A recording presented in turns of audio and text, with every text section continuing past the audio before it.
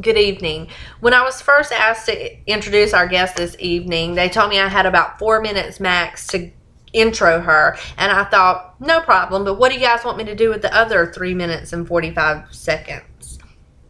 But seriously, thank you guys for coming out this evening. For some of you, our guest will need no introduction this evening, but for those of you who may only be familiar with her by name or by face, let me get started.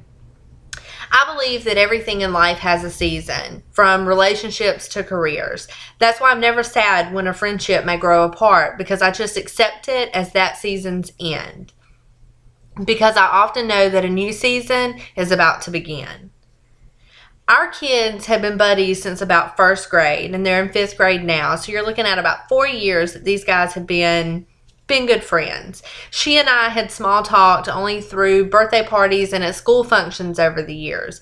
But in 2012, when our kids were on the same football league, that would be our year. That would be our year that we would grow much closer as friends. And I would begin to witness who this lady was and exactly what she was all about. I began to see hurt and trouble surround her soul, but her strength would not let her show it. I saw hatred and confusion fill her mind, yet her brilliant mind would never let her fall victim to it. I often saw fear and uncertainty in her eyes, yet her courage would always prevail. Her family, her life, her forever as she knew it, was being torn apart. She was divorcing. After 12 years and raising 3 children, her normal was gone.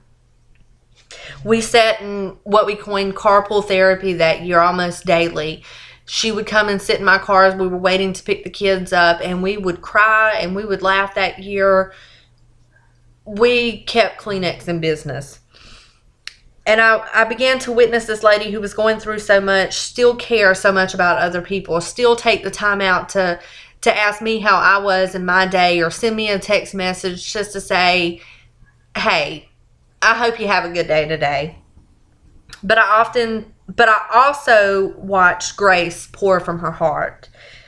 I've often seen people get divorced, and we all know what a nasty sight that can be, from the hatred, the betrayal, the back and forth, just the plain mess of it all. But not her.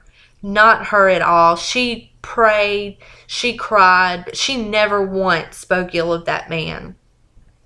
That man who had made this terrible decision. But like the good friend I was, I did. The greatest thing for me about her journey was watching her grow.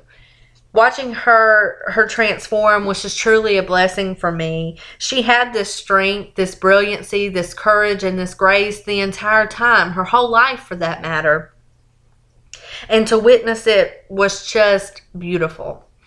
As I was able to take something away from this, I was able to learn that even when life gets you down, you pick yourself up, you accept it, you put a smile on your face, chin up, and you graciously move forward, because God's got your back the rest of the way.